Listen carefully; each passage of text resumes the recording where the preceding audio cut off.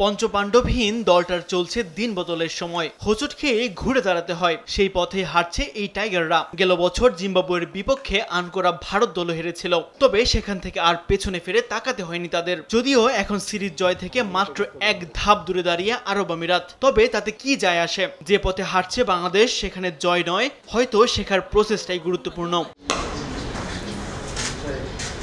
শারজাতে এখন পর্যন্ত 2 ম্যাচেই রান উঠেছে 190-এর উপরে। পিচ ব্যাটিং সহায়ক, তবে মাঝখানে স্পিনারদের জন্য কিছু সহায়তা থাকবে। তাছাড়া বুধবার আবহাওয়া গরম ও শুষ্ক থাকবে বলে জানিয়েছে আবহাওয়া অফিস। তাই সিরিজ নির্ধারণী ম্যাচ শেষে শিশিরকে হয়তো দুষতে পারবেন না কোনো দলের অধিনায়ক।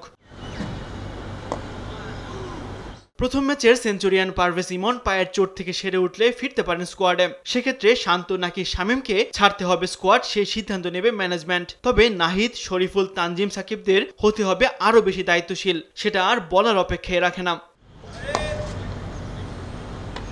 বাংলাদেশ চাইবে কাল তাদের সামর্থ্যের প্রমাণ দিতে, কারণ আরেকটি হার মানে শুধু সিরিজ হার নয়, বরং আত্মবিশ্বাসেও বড় ধাক্কা।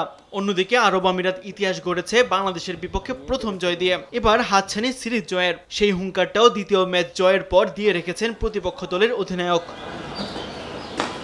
তাসবিহ শরণ, স্পোর্টস ডেস্ক, দেশ টিভি।